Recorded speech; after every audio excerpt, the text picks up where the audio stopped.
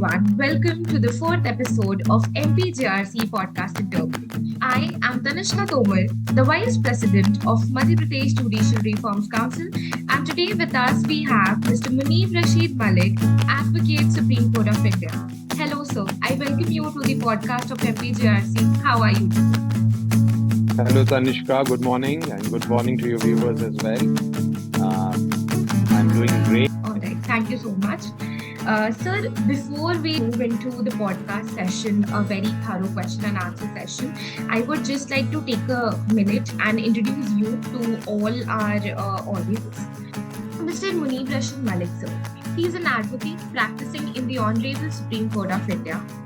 Sir regularly appears before the Supreme Court of India, High Court of Delhi, Common High Court for Jammu, Kashmir and Ladakh, National Company Law Tribunal, and National Consumer Disputes Redressal Commission in various matters relating to constitutional law, criminal law, civil law, arbitration law, consumer law, and insolvency law. Sir has delivered various lectures in law subjects in law schools across the country, and Sir has more than 100 publications on his name. Previously, Sir has worked as an advocate at Luthra and Luthra law offices, and then he has moved on to litigation. And now, without any further ado, our audience would like to hear from you, sir. Please tell us about your background. How did you decide to pursue law, your journey, and everything, how you have started from there on? So, my journey of law started in the year 2016 when I joined a law school named Lloyd Law School in the city of Noida. My interest for law developed when I was in school only. It developed because my father was a sessions judge at the time when I was in class 12. Okay. And in my childhood days, I used to see my dad going to courts of law as a chief judicial magistrate, as sessions judge, as additional district judge, as principal district judge. And I used to accompany him sometimes. And I developed this interest for law when I saw once my father was reading a case in which a woman was fighting for justice since last 15 years. And I was like, in this profession, one can obviously serve justice when he or she is on the other side of the bench. And one can argue for that justice for that person. So that interest developed in my school days only. And then I joined a law school in 2016. Then I completed my law. I had interest in arbitration, criminal law, civil law, constitutional law. I did a lot of internships with law firms. I did it with Luthra and Luthra law offices. I did it with SS Rana. I did it with DSK Legal and other law firms. Then I also did chamber internships with Mr. Sanjay Jain, Additional Solicitor General of India. Then I did with some of the AORs of the country.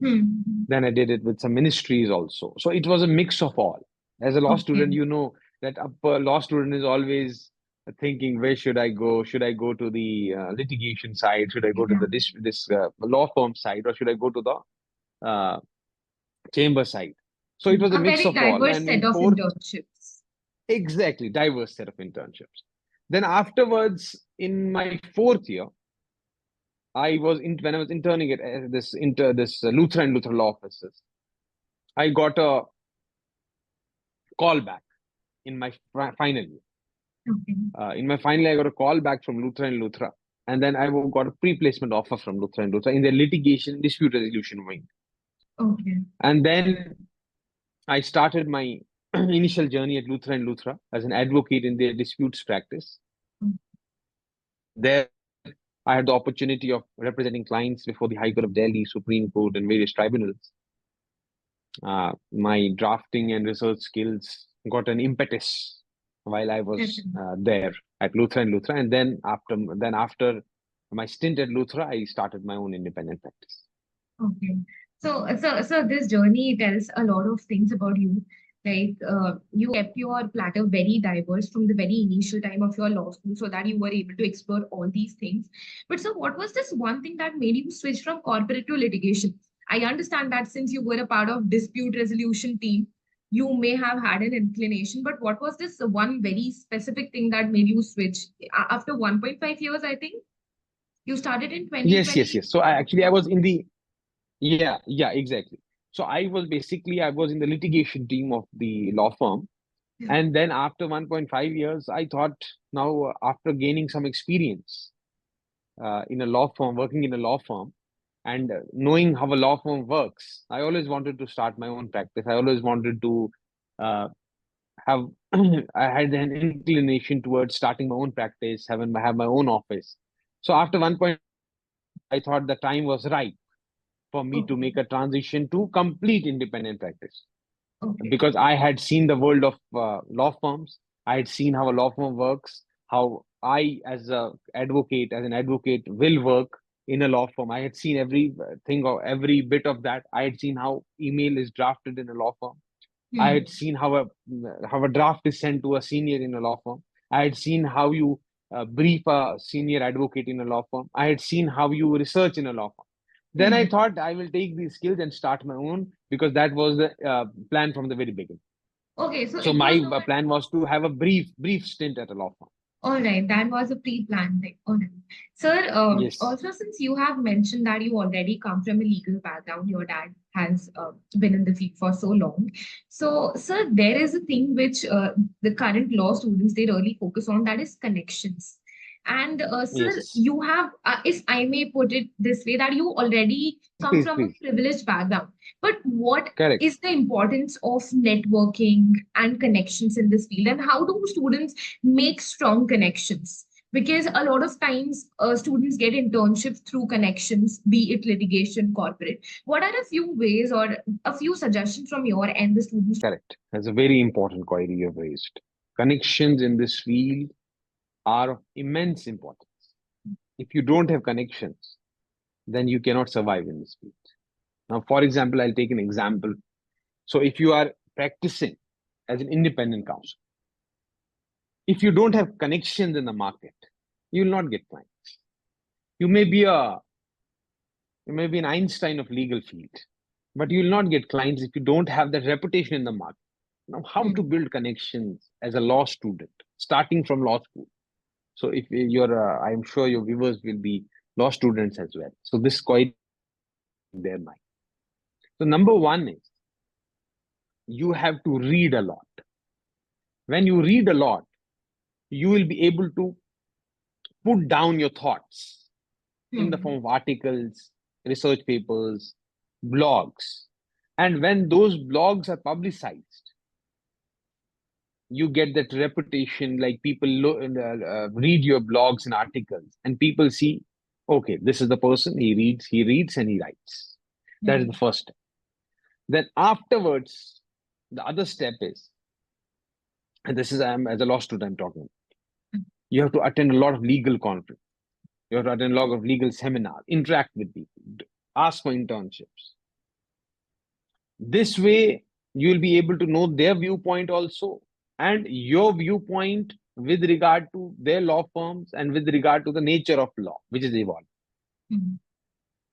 Whenever you are in a conference as a law student, ask queries. In that way, you'll get the attention of the audience as well as of the speakers. Definitely. Then go to courts of law. If even if you're not interning, sit in a courtroom, see what is happening, interact with people. And when you take these things when you have graduated, you will see a lot of difference in the way people recognize you and how they respect you. Suppose if your article comes every week and you're sharing it on LinkedIn, you have got so many followers and connections. So all of majority of them will read your article So as and we your see, viewpoint. more than 2 or 3 articles of yours in the week. So mine is, I tell you that journey also. Yeah. So if your people are seeing your articles, your research papers, your viewpoints, So that is number one. So you are already in the eyes of the people. Then interact through conferences, through seminars, participate in webinars as well. If you are not able to participate in seminars or participate in these virtual conferences, interact with people. Whenever you are in a court of law, interact with people, interact with litigants, interact with lawyers, interact with the PSUs, with people coming from PSUs, with people coming from different governmental organizations. So it's all about interacting and showcasing your viewpoints as well. And you will be able to showcase your viewpoints when you know the law, when you know what is happening around you. For example, I was talking to a law student recently. He said, "Sir, I don't know much about these new criminal laws." But I said, that is not good, because as a law student, if a layman comes to you, for example, you are going at a wedding ceremony, and in wedding ceremony, nobody will, obviously, you will not expect a client to approach you, but it may happen. It has happened with some of my friends. In a wedding ceremony, they got two clients, and they had litigation matters. And this, I told him, suppose you are in some part of the country, and people know that you are a law student, and some layman comes to you and he says, "Sir, what is the new Bharatiya Nagrik Suraksha Sanhita? What is the new Bharatiya Nyay Sanhita? What is the new Bharatiya Suraksha Adhiniyam?" If you don't know this, he will judge you. He will say, if the law student does not know about these new criminal laws or the new Prevention of Unfair Means Examination Act, which has been passed recently in June only, which came into force. So if you don't know these laws, you will not be able to interact. So if a law student is interacting or a lawyer is interacting, he needs to know the law. Definitely. That is how you will develop connections. Gatherings. Exactly, it happens. The elders, and then he told usually they come and they ask you, okay, you are a law student now, tell me this. What exactly is this law? What is this new implementation? Exactly. Yeah. And it is not about only one law. You cannot say to a layman that I am specializing in alternate dispute resolution, so I only know about arbitration. You should know every law, though your specialization is arbitration. But as a lawyer, it is your moral duty also to know every law. You should know insolvency law. You should know civil law, criminal law, arbitration law, commercial law, every law. Because you, as a law student, have this responsibility of dispensing your knowledge through your articles, through your actions, and through your words. And people have high expectations from lawyers of this country, because there's a dearth of good lawyers in the country. There is a dearth of lawyers who can draft well. There's a dearth of lawyers who can speak well, who can argue well. See, everyone cannot become Kapil Sibal, but we have to try to become the best version of ourselves. So in this way, to answer your query in a nutshell, making connections is very important, but that you can do so when you have realized the importance of making connections, and that will come to you when you have the knowledge of law, when you interact with the right people, you go to gatherings, you write a lot, you express your thoughts on social media, and that is how you get the catch the eye of the audience. All right. So there's no shortcut. You have to put efforts. You have to read. You have to write. You have to basically engage with people with the knowledge. If you have the knowledge, you can interact with people. Yeah. Correct. If you have the knowledge, you will interact with people, because if you don't have anything to say, what will you interact about? Exactly. You cannot, if you have to develop connections, most particularly if you have to develop a clientele, a robust clientele, you have to be vocal about your thoughts. Suppose a person came to me, I was in a flight. I had to go to Bombay for a matter, and a person was in the same flight and he was sitting next to me. He said, we interacted a little bit, and then I told him that I'm a lawyer. He said, I have a matter which is pending before the High Court of Bombay. That is about the quashing of a charge sheet. So and he told me the facts also. And then I told him what are the ingredients of a quashing of a charge sheet, and at what stage your matter is. And he was like, yeah, this is the exact story, and this he will discuss this with the lawyer also. And he said, if I'm not satisfied with my lawyer, I'll give this. Can you handle my case? So this happens when I was having the knowledge about quashing of a charge sheet or an FIR. I had read 5 to 10 judgments, for example. I gave him reference of 5 to 10 judgments. He also told me some interesting legal issues which have evolved in his matter. So he also asked me what will happen to my charge sheet. I have gone for quashing of an FIR, but in the meanwhile, charge sheet has been filed in the trial. Then he asked me these questions. So he was a layman, but legal queries. So in this way, see, I developed a connection in a flight. I developed a client in a flight. So you can expect anything anywhere, but you have to be prepared for it. So I cannot tell him that I'll open a book, I'll open my laptop, and then I'll answer you with regard to the query of a legal law, of a law which is basic law. So in this way, making connection is very important. And as you said, there's no straight jacket answer, and you have to make efforts, and you have to keep trying. You will fail, but you have to keep trying. Understood. So, sir, after this, I actually have a series of questions coming. The very first thing is, as you have mentioned, that it's very important to read and write. And I am connected with you on LinkedIn. And for past so many months, I have actually seen, I think, 2 or 3 times in a week. Actually, not 2 to 3 times in a week, but once a week. Once a week? Okay. All right.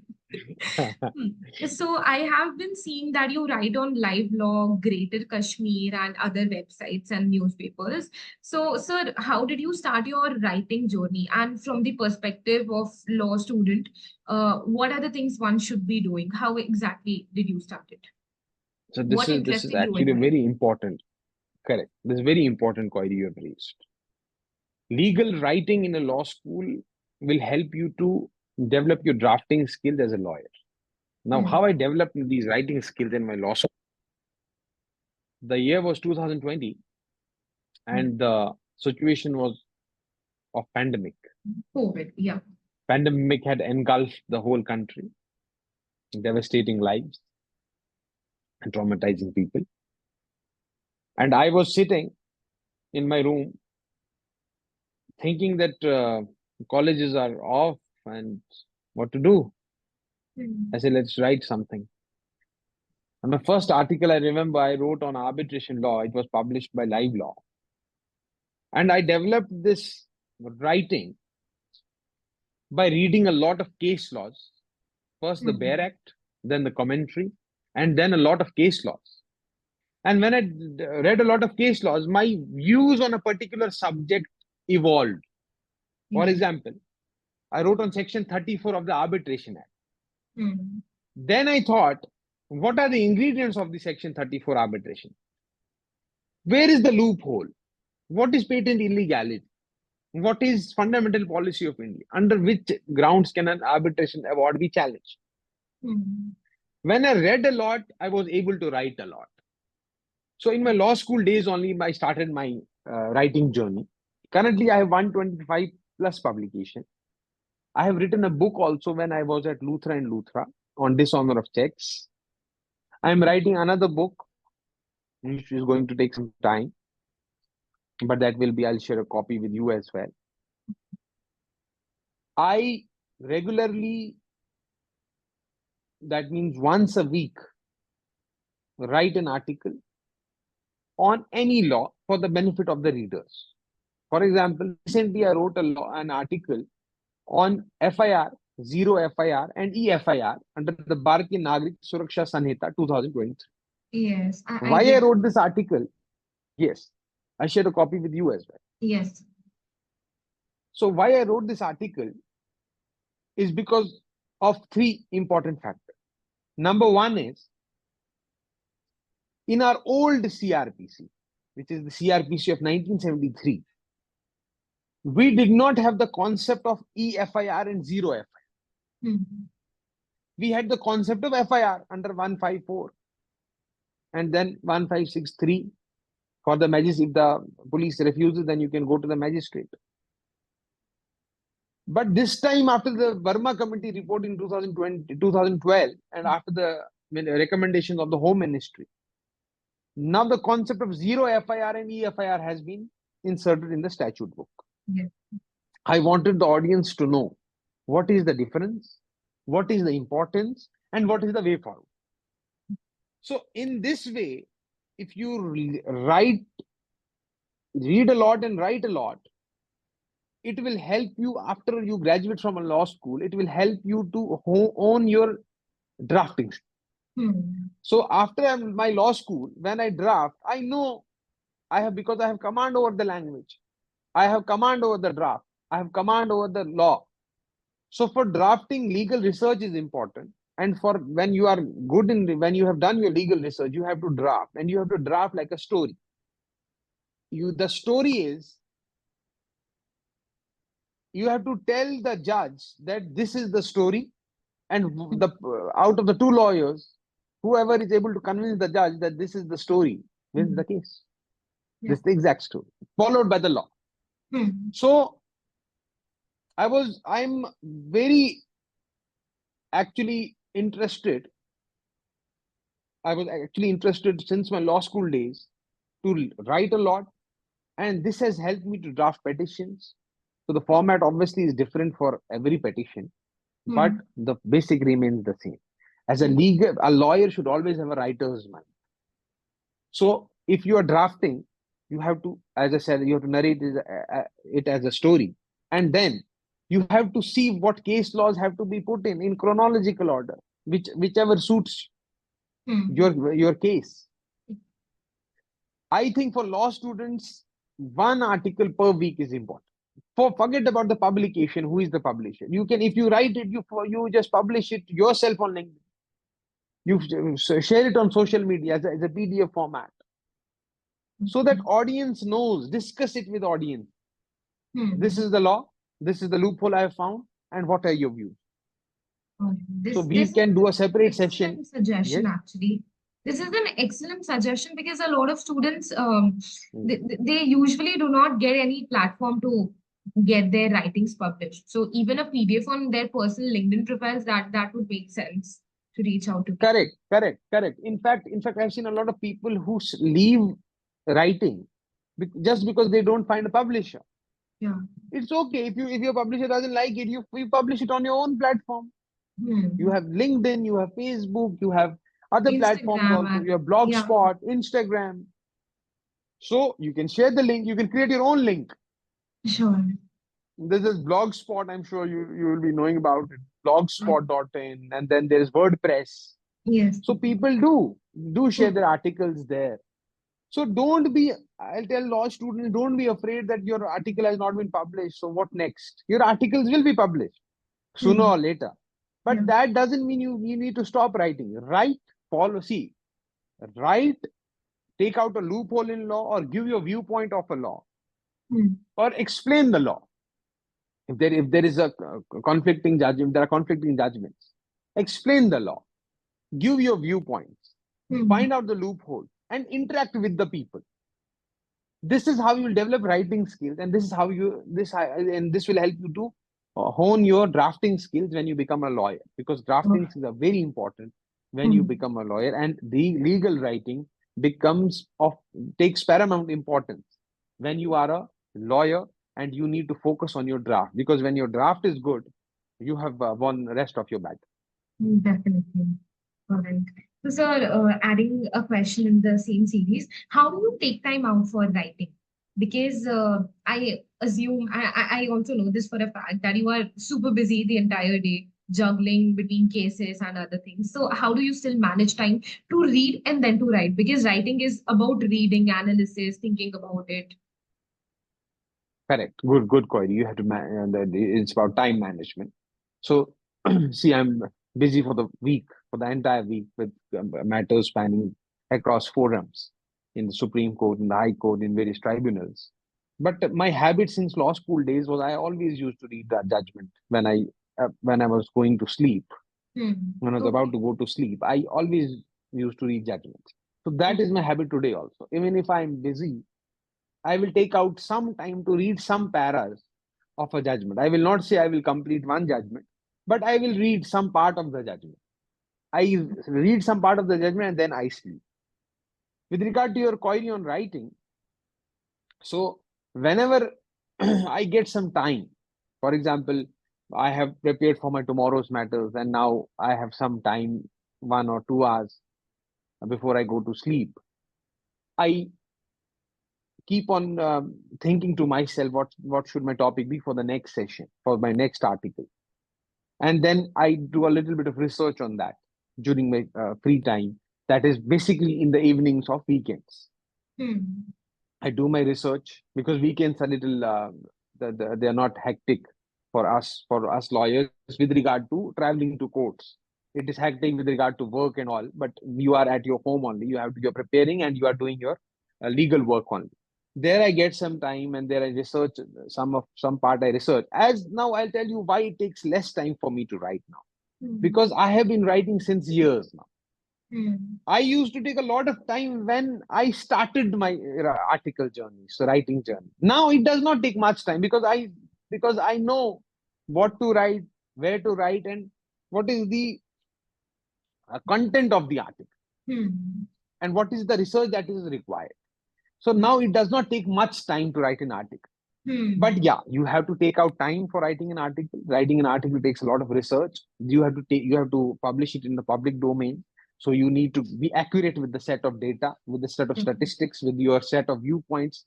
You don't have to miss any judgment. You don't have to miss any judgment which is conflicting with your viewpoint. So you need to do a lot of research also. But yeah, writing now takes lesser time than it used to take initially. But now new laws are coming, so you need to be abreast with the new laws. The new criminal laws have come, so you need to study these new laws.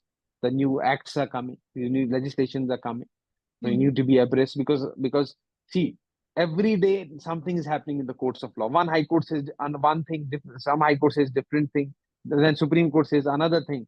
So you have to read a lot, and then when you read a lot, you can write. Sometimes I do even write when I'm traveling. Okay. When I'm going to courts of law, I just open my iPad and I start typing. And then because I suddenly get a thought, yeah, yes, this point is very important for this topic. So I just pen it down. That becomes very easy for me to compile it at the end of the article when I'm finalizing. But yeah, I do give time to writing 1 or 2 hours on weekends. That helps me to keep on writing and obviously keep myself abreast with the latest legal developments. Okay. So it's all about utilizing time in chunks. Utilizing. You have 24 hours and you have to utilize your time. You have to balance it. Yeah. And I think this one tip that has come to me, like reading case laws, making it a bedtime ritual, if I can say for you. That would be really good for the law students if they could make it as a ritual, an evening ritual or a morning ritual wherein they read only the case law. All right. One judgment, I think one judgment per day or one judgment in 2 days is very important. That to latest judgments, landmark judgments and latest judgments. Okay. Our audience should make a note of this. So I was wondering that being an advocate, being a writer, writing on various current topics, what are your views on implementation of new criminal laws? And since you have recently penned an article on the same, so what are your views? See, the old criminal laws that these all came from a colonial era. And every now and then we needed amendments to these criminal laws which would suit the evolution of society. The report of the law committee, this criminal law committee, was a very comprehensive report. And it also stated why new laws are important for a country like ours. When we talk about the new CRPC, which is the Bharatiya Nagrik Suraksha Sanhita, the new Indian Penal Code, which is the Bharatiya Nyaya Sanhita, and the new Indian Evidence Act, which is the Bharatiya Suraksha Adhiniyam, we notice that there are some notable changes in all the three laws. For example, the sexual offenses on women, that has gone a paradigm shift in the Bharatiya Nagrik Suraksha Sanhita. A woman does not need now to go to a jurisdictional police station to lodge her FIR. Suppose an offense is committed in Noida, but the complainant is not comfortable, or he is not able to lodge this complaint in Noida. He lodges this complaint in his jurisdictional, in his area where he resides. For example, he resides in Delhi. The police officer has a duty to register his or her FIR and send it to the police station which has jurisdiction over them.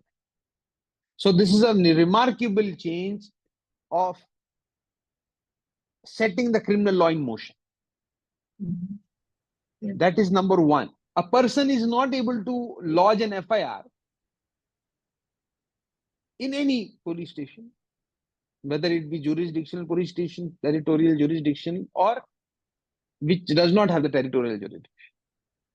He can write an email to the SHO concerned, or send a detailed text to him that such and such offense has been committed. But FIR has to be registered for a cognizable offense.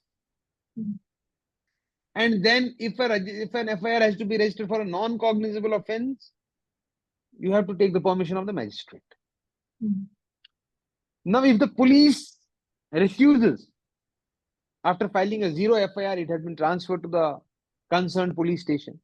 Now, if the police refuses to register the FIR, the jurisdictional area, the jurisdictional police station, you have the option, which has been followed from the old law. You have the option of going to the senior superintendent of police. If he also refuses, then you have the option of going to the magistrate. Same has been repeated in this Bharatiya Nagrik Suraksha Sanhita as well. But you see the shift. This is the transformation of crime reporting. This is just an example I have given you. There are various other changes also. So the shift is very important. Now you have a timeline for completing trials. You have a timeline for everything. You have a timeline for sending the charge sheet to the court, filing of the charge sheet. You have a timeline for completing the trial. You have a timeline for investigation. So these things have come in the new Bharatiya Nagrik Suraksha Sanhita, in the new criminal law, in the Indian evidence, and also this the concept of videography. Videography has come into the picture. Whenever FIR is registered, you have to videograph that. Whenever in this new Sakshi Adhiniyam, you have to, in fact, go for forensic laboratory tests in this new evidence act. So these new laws are following the advent of technology as well. So, but also now a you lot have of the challenges. I'm really sorry to interrupt you, but a lot yes, of yes, yes, yes. I'm challenges coming. Yes, I'm coming to the challenges which they will face. This is with regard to why they were required. And also, sir, Now I was reading this one article a few days back by senior advocate yes, Indira Jaisi. yes. She mentioned that the new criminal laws, their implementation, it should be deferred. with help. See, her viewpoint is that these criminal laws, the implementation is going to take a time because the laws are huge, cases are pending. Now, see, criminal laws don't have a retrospective effect. For example, if a crime is committed under the Indian Penal Code, when these laws were not enforced, that will be followed by the Indian Penal Code. So that law is, in a way, that is still prevalent. Yeah.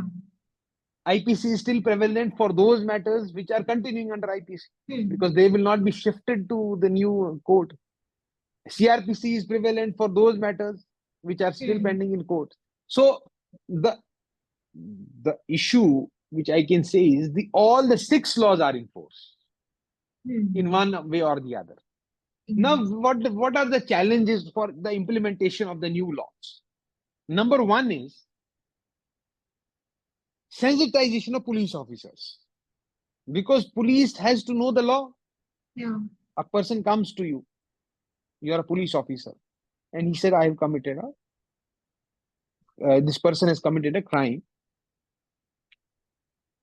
so please register an FIR. It's a cognizable offense. He should know that now I have to register this offense under the Bharatiya Nyaya Sanhita, not under the Indian Penal Code. So the first challenge is sensitization of police officers, sensitization of law enforcement agencies.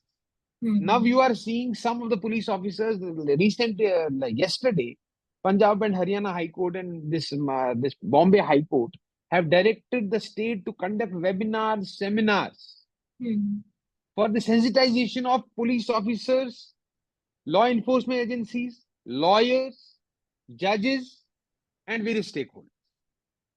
So that is challenge number one. Sir, I remember Number two is Yes. A professor of mine was sharing this with us a few months back, that she was supposed to go for a few seminars in order to train the police officers for the new criminal laws. And she mentioned that even there were police officers of higher ranks, but even they were unaware of the previous laws. Correct. So even how do you expect someone on very ground level That to know is all of these things, the amendments, major challenge. if the Major higher challenge. officers are unaware of things? Correct. Major challenge. Actually, you raised a very important point. So if the higher official is unaware of the old law as well, what will we expect from him with regard to the new law? So now you see the level of sensitization. Now the Minister of Home Affairs, I was reading, they have created this database of the new laws wherein they have sent out flyers with regard to new laws. What are the changes of the new law? What is the law? And they have created the database, that is the table comparison of the old law and the new law, definitions which have changed and all. So number one point is sensitization in all colleges. Law students should know. In every judicial academy, in every place, these police should know about these new laws. So the duty is cast on the higher rank police officers. If they don't know the law, how will his subordinate know the law? So now you see how important this implementation, this obstacle becomes when it comes to implementation of the new laws. Because if you are not knowing the law, you will have to bear the brunt. And then the common people will suffer. Now that is the number one challenge. Second challenge is you have to see the sections have also changed. Now, for example, FIR was 154, now it has gone to 173, 174 of the Bharatiya Nagrik Suraksha Sanhita. Now you have to remember the sections also. You have to read and then remember also. Now FIR has to be registered. You have to see now, okay, this is the new section. Offenses for sexual offenses of women, that is a new chapter. Trial is a new chapter. Arrest is a new chapter. Trial by magistrate is a new chapter. Trial by court of session is a new chapter. Trial by summons trial is a new chapter. Warrant trial is a new chapter. So you have to also see the implementation can become a problem when you have to. This is the second challenge. You have to know which offense has to be read with which offense. For example, if there are two offenses, one is cognizable and one is non-cognizable, you have to treat the entire offense as cognizable. Then for you to register the offense. So these things become a challenge. This is going to take a time because of the bulky nature of these criminal laws. These are not short laws. These are big criminal laws, bulky criminal laws. This will take a time, but I think with the efflux of time, these will be implemented. Yes, you are right with regard to the fact that some lawyers and some section of the society are protesting against it. It is for these reasons only. The challenges for, of and they might have implementation. challenges for implementation. It is going to be tricky. It is going to take some time. But I think personally, I think that it will sooner or later, it will be implemented effectively, provided we have the required sensitization, provided we have the urge to know the laws, and provided we have the urge to follow the laws. And also with regard to the laws, the IPC and the CRPC and the Indian Evidence Act, you have to see those cases will not shift. So there is some confusion between law students. Now these cases will shift. They are pending before courts of law. Courts will follow those laws. They will not shift. So they are still in force with regard to those matters. So a lawyer has to know both the cases. For example, there is no retrospective implementation. Exactly. There is no retrospective applicability of these laws. And for example, you are a lawyer and your client comes to you. I have a matter which is a criminal matter which is pending. before a court of law. So you should know the old law also and the new law also, because for his case will be following the old law. And then you have, if a new client comes to you, I have a new matter, please file this matter, then you have to know the old law. So basically, I'll recommend law students to read all 6 laws comprehensively. So it is going to be tiresome for the lawyers as well as the law students. It's very tiresome. Tiresome, it will be very tiresome. Okay, so it's definitely a very big, very huge and a very good step. However, it's a long time to go. So it'll take time, months or It years. will take a long. Correct. It will take a long time. Okay. So we are now moving towards the end of the podcast. But I have this one question in my head from the very first answer that you mentioned that you went to the courts with your father and you did see that how you can provide justice to someone. So, did you ever not wish to be a judge? Did you never ever wish to be in judiciary? How did you wish to be in litigation? I always wanted to fight on this side of the bench. Okay. That is for the bar. Okay. My father was a judge, and now he's practicing. He's practicing advocate. He's the senior additional advocate general for the Union Territory of J&K. So actually, yes, you're right. You can, as a judge, grant justice, but as a lawyer also, you can help the poor and the needy to get justice. I do a lot of pro bono matters also. See, I personally think a judge cannot go to a particular place or do pro bono matter and work for the poor and needy. A case comes to him, he will deliver justice, obviously. But I personally feel that as a lawyer, you have a more moral duty, more sacred duty of doing matters for the poor and needy as well. So I have personally, under the Legal Service Authorities Act and for various district legal service authorities, I have done pro bono matters for various district legal service authorities for the poor and needy. I have done matters for the marginalized communities of the society, and that way I was very satisfied that I am able to fight for the justice of a poor person. If lawyers do not go for at least one pro bono work in their in 1 month or once in 6 months, whatever their suitability is, I think you are not doing justice to the society. I would like to quote Ramnath Kovindji also. He said, pro bono litigation is also very important. So you are right, judges deliver justice, but I personally think lawyers also have to fight for the justice of the poor. And also when you are arguing for your own clients, sometimes the case is so strong that you actually believe that justice should be dispensed for my client. So that is what came to my mind, that I should be on this side of the bench. I'll be, I think, doing more justice to the society than I'll be doing on that part of the bench. Okay. That is another perspective that I have today. That is another exactly. Yeah. Okay. So I have been. But that doesn't mean that the judges do not. Judges are that is a temple of justice. Definitely. So even if I fight for justice, the final word will come from the judge only. Yeah. So I think it is the responsibility of both the bar and the bench when it comes to justice delivery system. Definitely. Thank you, sir. So I have been taking these podcasts, and one thing that I have really learned is that I have interviewed individuals who have switched from corporate to litigation, or maybe from some kind of corporate to some startup, or someone running an NGO. One thing that I have realized, and is very important in life for all the law students to learn, is that you do something that you love. So, and eventually, if you're not doing initially that, eventually you will fall into that place, and that is going to bring you everything. That could bring you money, that could bring you name, fame, everything. So it's about you do something that you like, where you are also contributing in the society for the people of the society. It's not just you cannot think of yourself and you will be happy, satisfied. So excellent point. Excellent. Very, very aptly put, actually, pithily put by you. It's the way one does it, the way one loves it, and the way one contributes to the society. Yeah, definitely. All right, thank you, sir. So I think now it is time to conclude this podcast. On behalf of the entire team of MPJRC, I'm really thankful to you that you have come here and given this time for all our audience.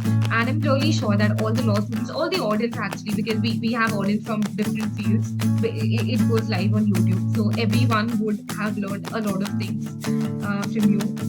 It was a pleasure for me to be a part of your the podcast session and to be able to enunciate my viewpoint. The queries were so well put to me, and they were so interesting and very important for the law students, not only for the law students but for the legal fraternity as whole.